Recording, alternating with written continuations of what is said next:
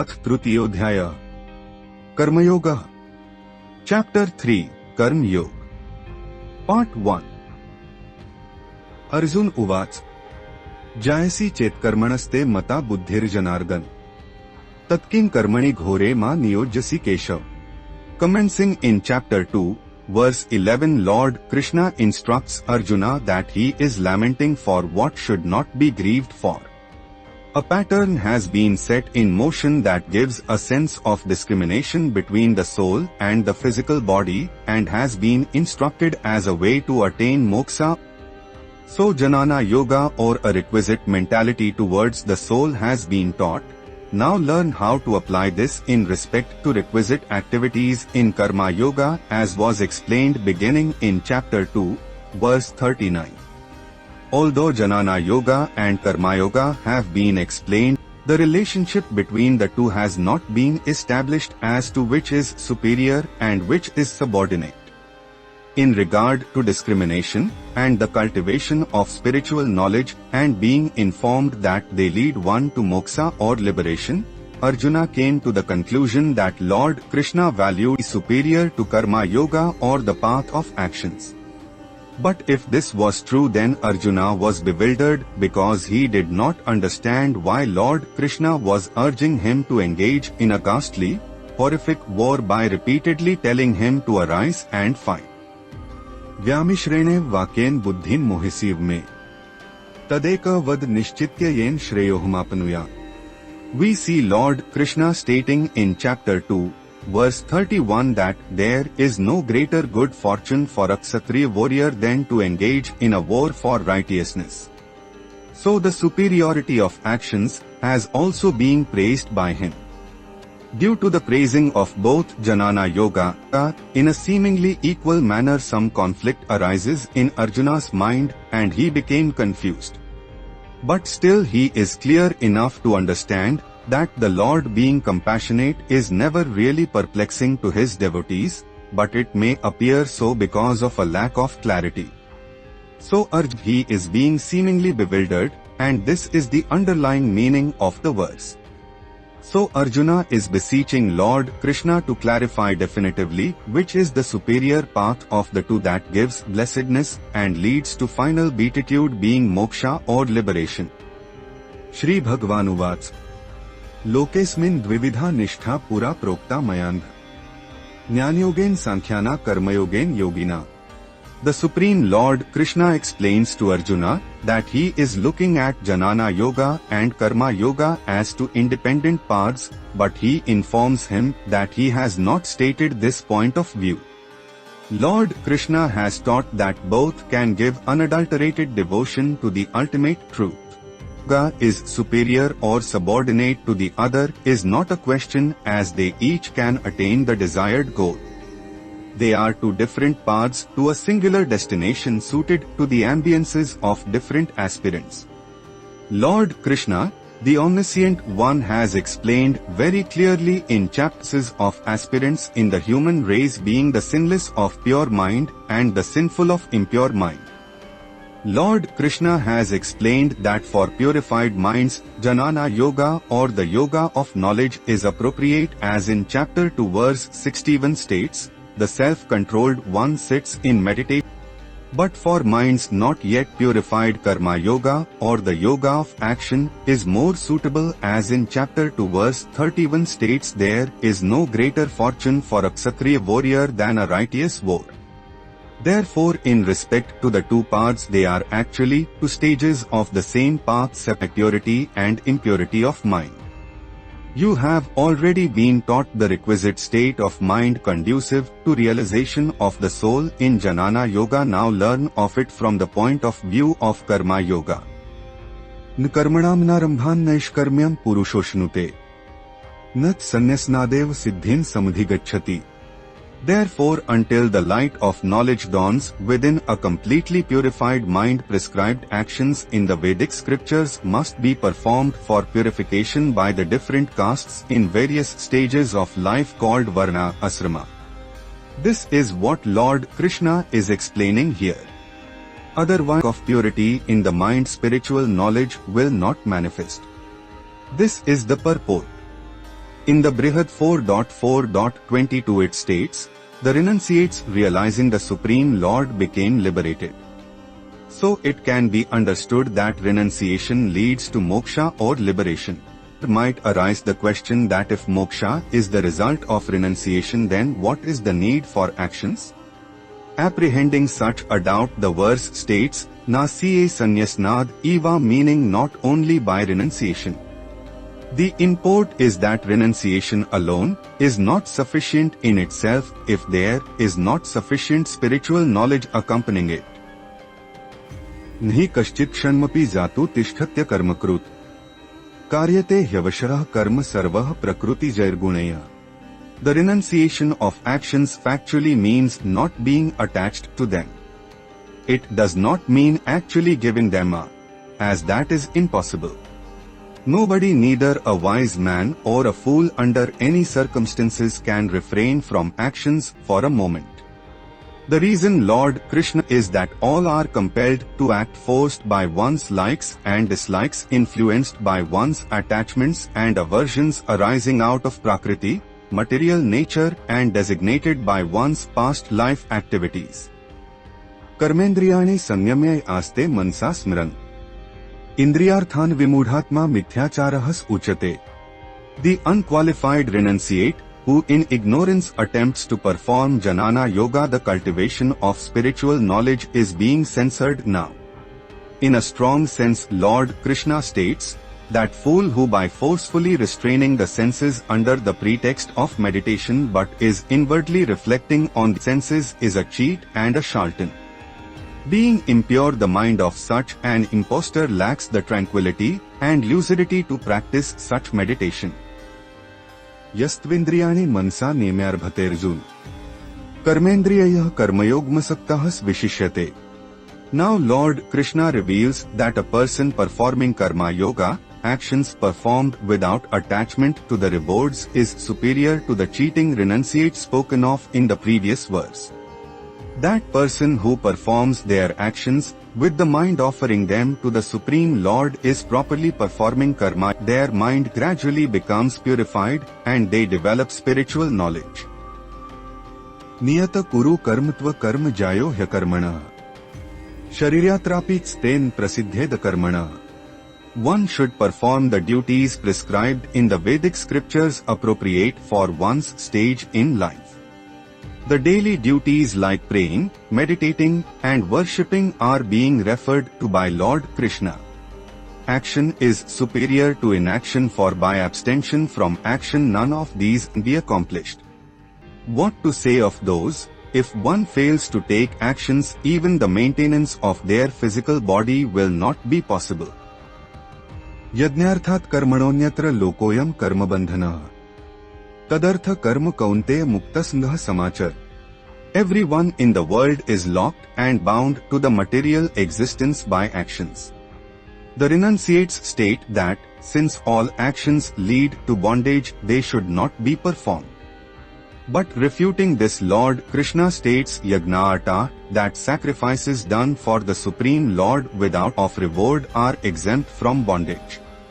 This is confirmed in the Tattitriya Sanhita I.vi.xxxxib that sacrifice is non-different from the Supreme Lord.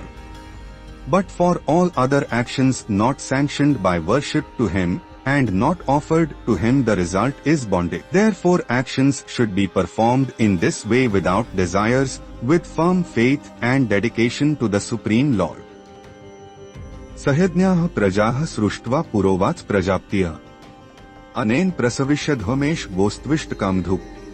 So we see that not only Lord Krishna is stating this, but also according to Prajapati or Brahma, the creator of all material beings, that one who performs actions is superior to one who performs no actions.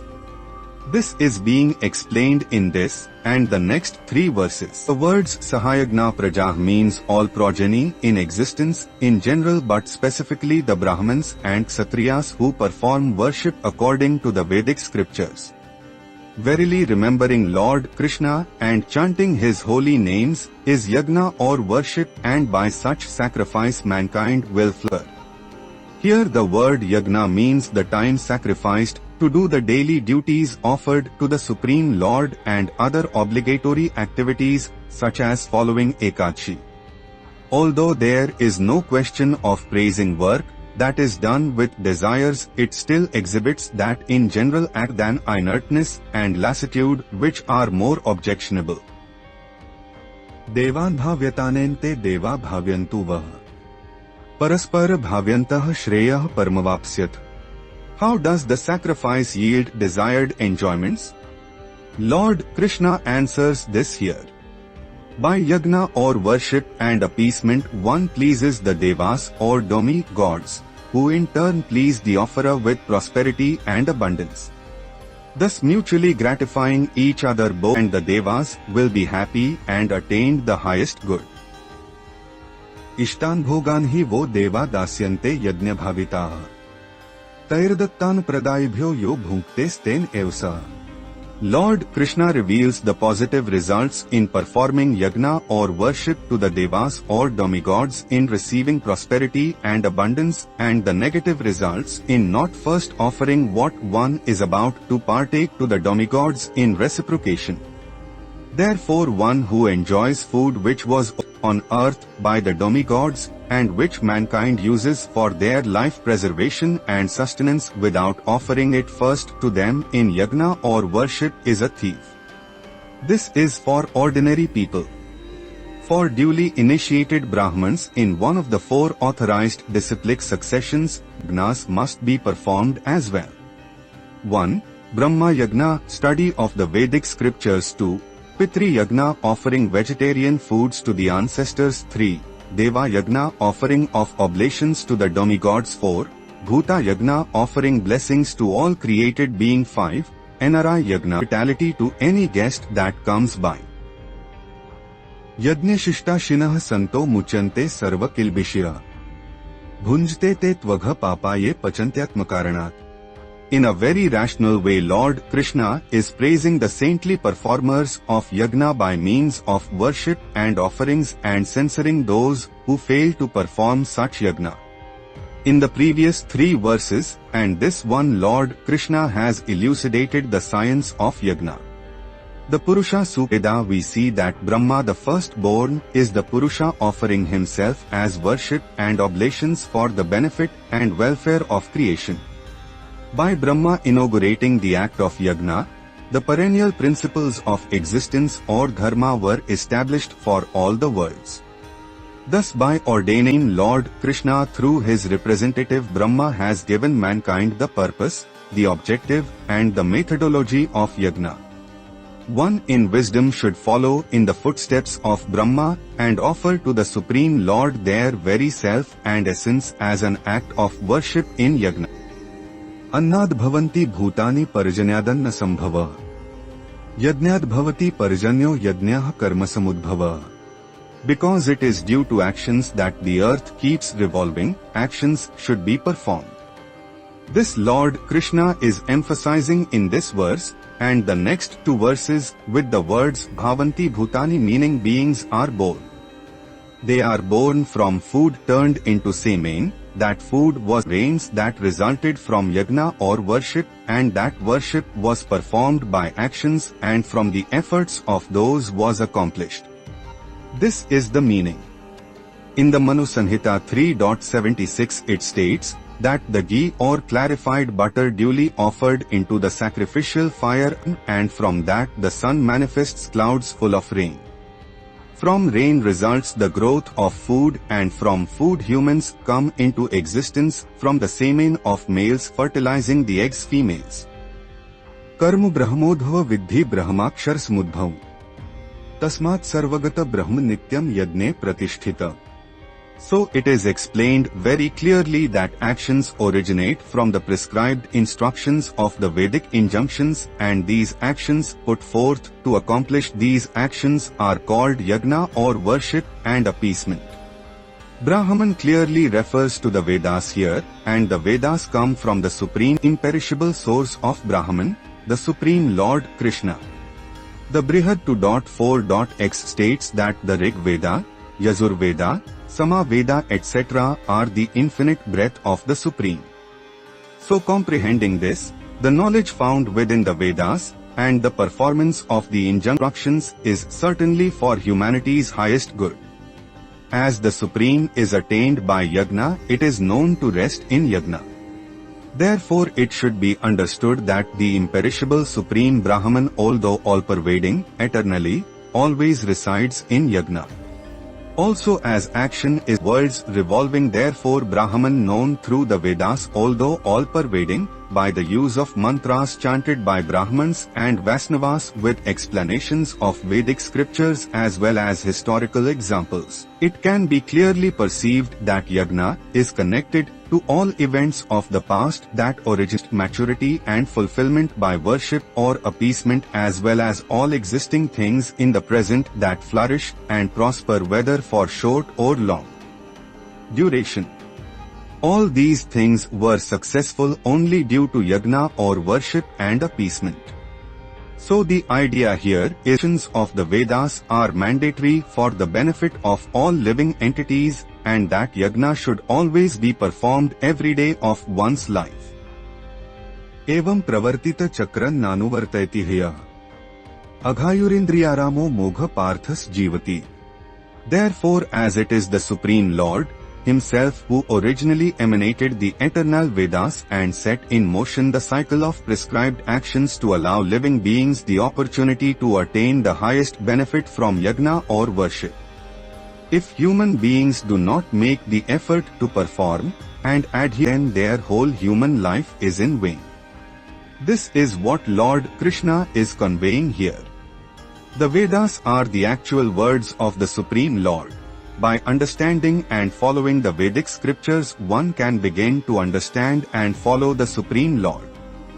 From the breath of the Supreme Vedas, from the Vedas the predilection of humans to perform actions, from yagna these actions are accomplished, from accomplishment comes rains, from rains food, from food human beings are born from semen and eggs, and thus again the cycle begins again with the predilection of humans to perform. One who does not keep this covenant and follow this cycle of yagna, which is revolving eternally in the material existence, set themselves apart from the spiritual reality and are living a sinful life daily from morning to night. For such persons rejoice solely in their senses jits alone, and not in actions performed in worshipping the one from whom they originated from, the Supreme Lord. Therefore the meaning is uselessly they live their lives in vain. Yastvatmartirev syadatmatruptascha manava atmanevat santushtastasya karyam vidyate. Having prescribed the path of prescribed actions for attaining purity of mind for the ignorant, now Lord Krishna now explains in this verse and the next that actions are not necessary for one who is spiritually developed in Atmatattva or knowledge of the eternal soul. This is a person has actually realized their eternality and are enraptured solely by their soul, experiencing unlimited bliss in every moment, completely free from all external desires for pleasure and enjoyment. Such a one on this platform has no more duties to perform. This is the meaning to be understood. Naiva tasya krutenartho nakrutene kaschan. Nchasya sarvabhuteshu kashchidartha vyapashraya.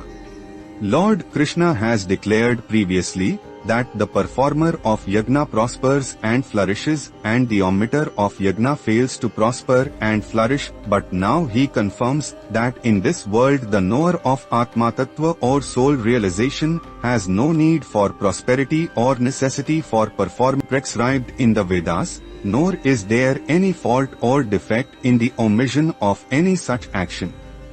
What is done or what is not done is all the same to the perfectly equiposed realized being, because such a person is indifferent to everything except the eternal soul within, which is the Supreme Lord. Thus completely satisfied within, such a person has no dependence on any living being including the demigods. The purport is that such a person depends on nothing from anyone, because such a person has no desire for anything from any being.